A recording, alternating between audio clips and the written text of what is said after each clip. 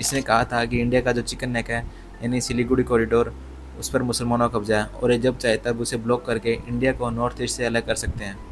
और उन्होंने पुलिस से डिमांड की कि उन्हें आईएसआई पेड एसेट होने के शक में इन्वेस्टिगेट किया जाए। इनकी फॉलोअर्स में बहुत सारे बांग्लादेशी, पाकिस्तानी और दूसरे मुस्लिम मेजॉरिटी कंट्री के अकाउंट हैं, जिनका इंडिया के इंटरनल मैटर या एग्ज़ाम लीक से कोई लेना देना नहीं है।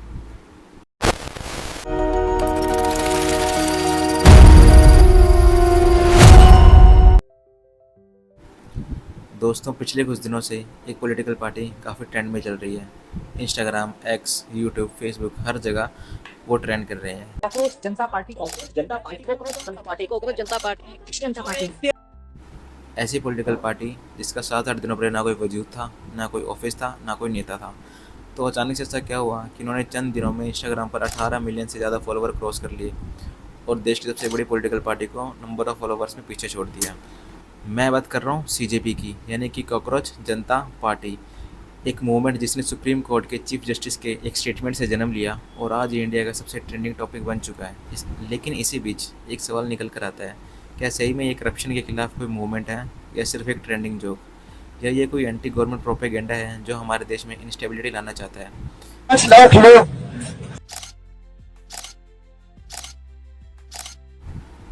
तो आज हम इस पूरे केस की वेरीफाइड डेटा और फैक्ट्स के साथ एनालिसिस करेंगे और इन्हें सिर्फ ट्रेंड के नाम पर फॉलो करने की बजाय इनके बैकग्राउंड और इनकी इंटेंशन को समझेंगे। और वीडियो के अंत तक आपको काफ़ी चीज़ें क्लियर हो जाएंगी और आपका अपना एक ओपिनियन बन जाएगा कि क्या आपको इन्हें फॉलो करना चाहिए या नहीं। So let's decode cockroach Janta party. Chapter 1, the spark. इस पूरी कंट्रोवर्सी की शुरुआत होती है 15 मई 2026 को, जब सुप्रीम कोर्ट में chief justice of India Suryakant एक हियरिंग सुन रहे थे। और ये केस फेक डिग्री वाले लॉयर्स और प्रोफेशनल्स के बारे में। हियरिंग के दौरान सीजीआई ने ओरल ऑब्जर्वेशन देते हुए कहा कि यंगस्टर जिन्हें जॉब नहीं मिलती है ये कॉकरोच की तरह होते हैं और बाद में फेक डिग्री लेकर आरटीआई एक्टिविस्ट बनकर सिस्टम पर अटैक करते हैं। Here youngsters like cockroaches, they don't get any employment, they don't have any place in profession. Some of them become media, some of them become social media, some of them become RTI activists. और ये बात पूरे देश में जंगल की आग की तरह फैल गई। अब यहाँ एक बात क्लियर करना बहुत ज़रूरी है। जब इस स्टेटमेंट पर बवाल मचा तो सीजीआई ने क्लैरिफाई किया कि उनका इशारा देश की सारी यूथ पर नहीं था। उनका इशारा सिर्फ उन लोगों के लिए था जो फेक डिग्री लेकर नोबल प्रोफेशनलिज्म में घुस जाते हैं और सिस्टम पर अटैक करते हैं। लेकिन इंटरनेट पर कॉन्टेक्स्ट बहुत जल्दी गायब हो जाता है और लोगों ने सिर्फ उतनी ही बात सुनी जिससे वो सरकार के ऊपर अपना गुस्सा निकाल सकें। और अनएम्प्लॉयड यूथ और स्टूडेंट्स जो नीट एग्जाम लीक्स और जॉब्स की कमी से पहले परेशान थे, उन्होंने इस कॉकरोच वाले वर्ड को अपने ऊपर ले लिया और इसी से इस पूरे बवाल की शुरुआत हुई। Chapter 2, the foundation of CGP. 16 मई 2026 को अभिजीत दिप के नाम के एक 30 साल के पीआर ग्रेजुएट ने, जो फ़िलहाल बोस्टन यूनिवर्सिटी से पढ़ाई करके निकला है, उसने ट्विटर पर एक पोस्ट डाला। अभिजीत पहले आम आदमी पार्टी के सोशल मीडिया कैंपेन के लिए काम कर चुके हैं, तो उन्हें डिजिटल नैरेटिव बिल्ड करना काफ़ी अच्छे से आता है। उन्होंने कॉकरोच जनता पार्टी के नाम पर एक गूगल फॉर्म लॉन्च किया। इसकी एलिजिबिलिटी क्राइटेरिया पूरी तरह से सार्काज़म पर बेस्ड थी। नंबर 1, अनएम्प्लॉयड बाय चॉइस और बाय फोर्स। नंबर 2, लेज़ी यानी कि आलसी। नंबर 3, क्रॉनिकली ऑनलाइन यानी कि दिन में 11 घंटे online.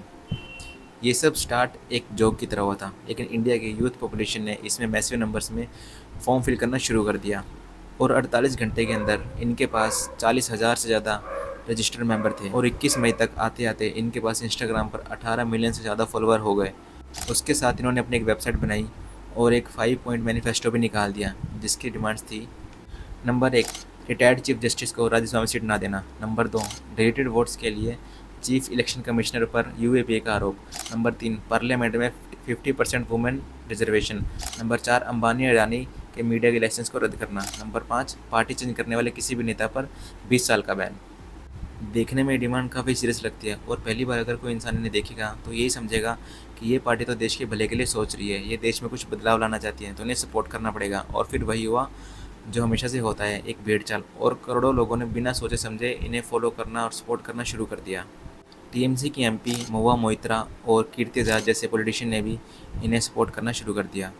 Chapter 3, action, reaction and controversies. जैसे ही ये पार्टी वायरल हुई, इनके रिएक्शन आना शुरू हो गए और सबसे बड़ा एक्शन ये हुआ कि गवर्नमेंट डायरेक्टिव के अंदर सीजीपी का ऑफिशियल ट्विटर अकाउंट इंडिया में ब्लॉक कर दिया गया। ऑफलाइन लेवल पर भी कुछ यूथ सीजीपी वॉलंटियर बनकर कॉकरोच कॉस्ट्यूम पहनकर यमुना रिवर को क्लीन करते नजर आए। लेकिन इस पार्टी के आगे और भी बहुत सारी सीरियस कंट्रोवर्सीज और क्रिटिसिज्म खड़े हो गए। सबसे बड़ा क्रिटिसिज्म ये है कि सीजीपी के फाउंडर अभिजीत दीपके खुद यूएसए में बैठे हैं। क्रिटिक्स का मानना है कि यूएसए में बैठकर इंस्टाग्राम पर रिस्क लेने की बातें करना बहुत आसान है, और कुछ लोगों का मानना ये है कि ये आपका एक प्रॉक्सी एजेंडा है, जिसके बाद हम वीडियो में आगे करेंगे। हालांकि अभिजीत ने इस बात से इनकार किया है, यहाँ तक कि इंटरनेट पर इन्हें काउंटर करने के लिए एक और मजाक बन गया है, द नेशनल पैरासाइटिक फ्रंट, जिन्होंने अजीबोगरीब डिमांड रखनी शुरू कर दी है, जिससे साफ दिखता है कि ये मुद्दा अब सिर्फ एक इंटरनेट मीम वॉर में बदल चुका है। चैप्टर 4, द आप connection, hidden agenda and dark allegations. लेकिन दोस्तों, ये सब यहीं ख़त्म नहीं होता। जैसे जैसे ये मूवमेंट बड़ी हुई तो इंटरनेट पर क्रिटिक्स और अलर्ट सिटीजन ने अभिजीत और इस मूवमेंट की डिजिटल कुंडली निकालना शुरू कर दिया, और जो पुरानी डिटेल्स और पुलिस कंप्लेंट सामने आई है वो इस पार्टी की न्यूट्रलिटी और इंटेंशन पर बहुत सारे क्वेश्चन रेज करती है। अब जरा ध्यान से सुनिएगा। पॉइंट नंबर 1, द आप कनेक्शन। सबसे बड़ा रेवलेशन था अभिजीत का बैकग्राउंड। अभिजीत कोई आम बेरोजगार स्टूडेंट नहीं है। फैक्ट्स वेरीफाई करने पर पता चलता है कि 2020 से 2023 तक आम आदमी पार्टी के आईटी और सोशल मीडिया टीम के कोर स्ट्रेटजिस्ट रह चुके हैं। इनफैक्ट उनकी पुरानी सोशल मीडिया पोस्ट भी वायरल हो रही है, जिसमें यूएसए जाने से पहले उन्होंने मनीष सिसोदिया के साथ एक एक्स पर एक पोस्ट डाली थी, जिसके ऊपर लिखा हुआ था कि no distance will ever weaken my commitment to AAP. और इंसिडेंटली अब मनीष सिसोदिया ने पब्लिकली कॉकरोच जनता पार्टी को सपोर्ट भी किया है। सोशल मीडिया स्क्रॉल कर रहा था, ये कॉकरोच जनता पार्टी वालों ने धमाल मचा रखा है, छाए हुए। और उससे पहले भी उन्होंने अरविंद केजरीवाल के लिए काफ़ी सारी ट्विटर पर पोस्ट कर रखी थी, जिससे साफ पता चलता है कि ये आपके लिए कितने लॉयल और ख़ास थे। और एक पोस्ट में तो अभिजीत ने अरविंद केजरीवाल को गांधी जी से कंपेयर भी कर रखा है। Point number 2, selective silence. अगर आप सब सीजीपी के कंटेंट को क्लोजली ऑब्जर्व करें तो आपको पता लगेगा कि उनकी सारी पोस्ट रूलिंग पार्टी बीजेपी के अगेंस्ट है, और हो सकता है कुछ पोस्ट कांग्रेस के अगेंस्ट भी हो, लेकिन इन्होंने आम आदमी पार्टी के खिलाफ एक भी शब्द नहीं बोला। पंजाब में जहां आम आदमी पार्टी की सरकार है, वहां ड्रग्स से लोगों की जानें जा रही है, उस पर इनका एक भी पोस्ट नहीं है। इनकी ये सिलेक्टिव साइलेंस लोगों को ये सोचने पर मजबूर कर रही है, क्या ये सच में कोई यूथ मूवमेंट है या फिर एक well planned political proxy movement. Point number 3, the article 370 controversy. ये एलिगेशन सबसे ज़्यादा सीरियस है। इंटरनेट पर जब अभिजीत की 2019 की हिस्ट्री निकाली गई, जब इंडिया ने कश्मीर से आर्टिकल 370 हटाया था, तब अभिजीत ने सोशल मीडिया पर पैनिक और फियर फैलाने वाले ट्वीट किए थे। उन्होंने ट्वीट किया था, we need to stand with Kashmir, today it's Kashmir, tomorrow it can be your state, और हैशटैग कश्मीर ब्लीड्स करके हैशटैग का यूज़ किया था, जिसे mostly anti national elements use करते हैं। और इस इंसिडेंट के बाद लीगल राइट ऑब्जर्वेटरी नाम की एक ऑर्गेनाइजेशन ने पुणे में अभिजीत के खिलाफ एक कंप्लेंट फाइल की थी। इस कंप्लेंट में एलआरओ ने आरोप लगाया कि अभिजीत इंटरनेट पर सेपरेटिस्ट को सपोर्ट कर रहे हैं, और उन्होंने पुलिस से डिमांड की कि उन्हें आईएसआई पेड एसेट होने के शक में इन्वेस्टिगेट किया जाए। हालांकि इन क्लेम्स पर आगे क्या लीगल एक्शन हुआ उसकी हमारे पास कोई ऑफिशियल रिपोर्ट नहीं है, लेकिन ये एलिगेशन होना भी कोई नॉर्मल बात नहीं है। Point number 4, the follower mystery. अब हम बात करते हैं इनके फॉलोवर्स की। इन्होंने 7 से 8 दिनों में इंस्टाग्राम पर 18 मिलियन से ज़्यादा फॉलोवर गेन कर लिए हैं, लेकिन ऑर्गेनिकली इतने सारे फॉलोवर गेन करना पॉसिबल नहीं है। इनकी प्रोफाइल में जाकर पाकिस्तानी या बांग्लादेशी फ्लैग सर्च करने पर पता चलता है कि इनकी फॉलोवर्स में बहुत सारे बांग्लादेशी, पाकिस्तानी और दूसरे मुस्लिम मेजॉरिटी कंट्री के अकाउंट हैं, जिनका इंडिया के इंटरनल मैटर या एग्ज़ाम लीक से कोई लेने देना नहीं है। Point number 5, the dark connections. अगर आपको लगता है कि अभिजीत का कनेक्शन सिर्फ पॉलिटिकल पार्टी तक सीमित है, तो इस बात को ज़रा ध्यान से सुनिएगा। आप में से बहुत से लोग उमर खालिद को जानते होंगे। अगर नहीं जानते तो मैं बता दूं कि कहने को तो वो एक स्टूडेंट एक्टिविस्ट है, लेकिन फ़िलहाल यूएपीए यानी एंटी टेरर लॉ के अंदर 2020 के दिल्ली दंगों की प्लानिंग करने के आरोप में जेल में बंद है। उसी के सर्कल और मूवमेंट का एक और बड़ा चेहरा शर्जील इमाम, ये वही शख्स है जिसने खुलेआम भड़काऊ स्पीच दी थी। इसने कहा था कि इंडिया का जो चिकन नेक है यानी सिलीगुड़ी कॉरिडोर, उस पर मुसलमानों का कब्जा है, और ये जब चाहे तब उसे ब्लॉक करके इंडिया को नॉर्थ ईस्ट से अलग कर सकते हैं। 5 लाख लोग हमारे पास हो ऑर्गेनाइज्ड, तो हम हिंदुस्तान और नॉर्थ ईस्ट को परमानेंटली कट कर सकते हैं। पर हम परमानेंटली नहीं तो कम से कम 1 महीने के लिए तो कट कर ही सकते हैं। असम को काटना हमारी जिम्मेदारी है। असम और इंडिया कट के अलग हो जाए। चिकन नेक्स्ट मुसलमानों का है, वो जो इलाका है मुस्लिम अक्सरियत है। इन लोगों पर हमारे देश को टुकड़ों में बांटने और देश विरोधी एक्टिविटीज़ के सीरियस आरोप है। और सबसे हैरानी की बात यह है कि यह अभिजीत जो कॉकरोच जनता पार्टी का फाउंडर है, ये इन लोगों के सपोर्ट में सोशल मीडिया पर ओपनली ट्वीट करके इनके लिए सिंपैथी क्रिएट करते हैं। अब आप ज़रा खुद सोचिए, ये जो इंसान उन लोगों को सपोर्ट करता है जो हमारे देश को टुकड़ों में तोड़ना चाहते हैं, क्या उसकी बनाई हुई कॉकरोच जनता पार्टी सच में हमारी यूथ का भला चाहती है, या फिर मीम और कॉमेडी के पर्दे के पीछे कुछ बहुत ही डेंजरस और एंटी गवर्नमेंट इकोसिस्टम खड़ा करने की साजिश है। देखिए, मीम्स बनाना, इंटरनेट पर गुस्सा निकालना, सरकार को ट्रोल करना बहुत आसान है। यूथ में अनएम्प्लॉयमेंट को लेकर गुस्सा है, ये मैं मानता हूँ, लेकिन इन सारे रेवलेशंस, कश्मीर कंट्रोवर्सी, इनके फेक फॉलोवर्स और इनके डार्क कनेक्शंस को देखकर मुझे लगता है कि ये प्योरली एंटी गवर्नमेंट मूवमेंट चलाकर हमारे देश की सरकार को डिस्टेबलाइज करना चाहते हैं, और जो हमारे देश के लिए बिल्कुल ठीक नहीं है। अगर हम सीजीपी जैसी मूवमेंट को ब्लाइंडली सपोर्ट करते हैं जिनके पीछे हिडन पॉलिटिकल एजेंडा या फिर एंटी नेशनल हिस्ट्री के आरोप हैं, तो हम हमारे देश में ऐसी सिचुएशन क्रिएट कर देंगे जैसे हमने नेपाल या बाकी अदर अनस्टेबल कंट्रीज़ में देखी है। जहाँ प्रोटेस्ट होते हैं वहाँ गवर्नमेंट वीक होती है और इसका खामियाजा आम जनता और यूथ को ही भुगतना पड़ता है।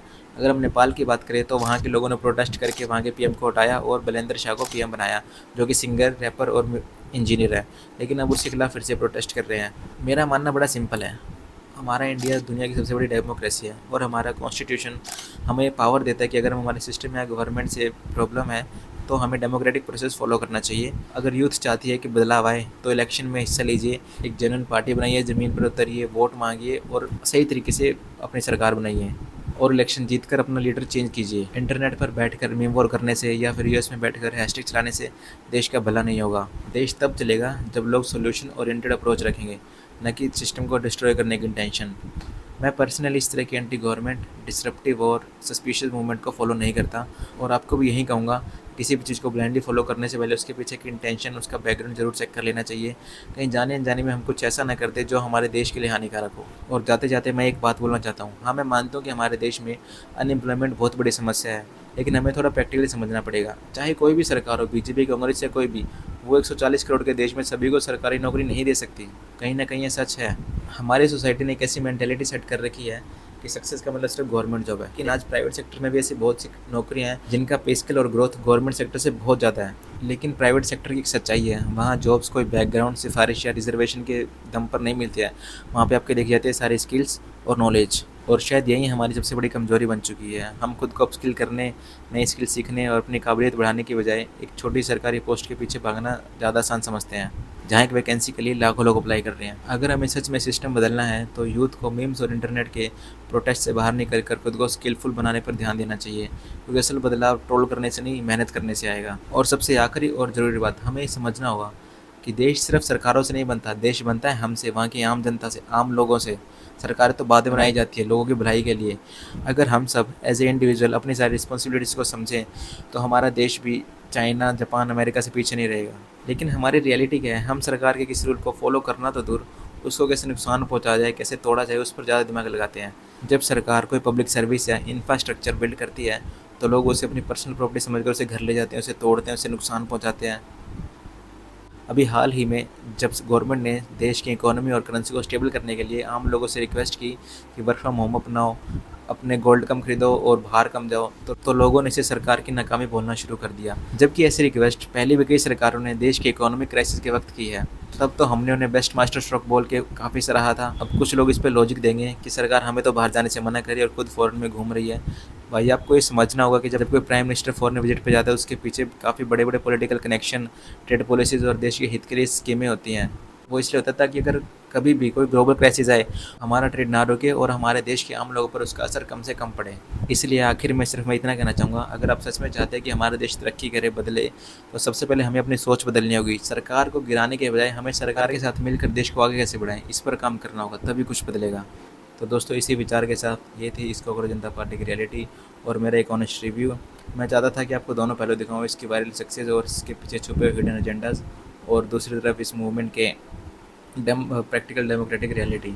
अब मैं आपसे पूछना चाहता हूं कि आपका इस कांग्रेस जनता पार्टी और इस पूरे मुद्दे को लेकर क्या विचार है। क्या आपको लगता है कि ऐसे मेन पार्टीज डेमोक्रेसी के लिए चाहिए, या फिर आप मेरी बात से सहमत हैं कि अगर बदलाव चाहिए तो रियल पॉलिटिक्स, रियल वोटिंग और अपने अंदर बदलाव लाने का रास्ता अपनाना चाहिए। नीचे कमेंट सेक्शन आपके विचारों के लिए खुला है। अगर आपकी वीडियो पसंद आई तो लाइक कीजिए, और चैनल पर नए हो तो सब्सक्राइब कीजिए, और वीडियो को जितना हो सके उतना शेयर कीजिए ताकि लोगों को रियलिटी पता चल सके। अब मिलते हैं आपसे अगली वीडियो में, तब तक के लिए जय हिंद। बस एक ही चीज कहना चाहता हूँ और आश्वस्त करना चाहता हूँ कि हाँ, मैं आप समर्थक रहा हूँ और मैं हूँ, लेकिन उससे कई ज्यादा जरूरी ये है कि मैं एक बीजेपी विरोधी हूँ। मैं आइडियोलॉजिकली बीजेपी और आरएसएस का पूरी तरह विरोध करता हूँ।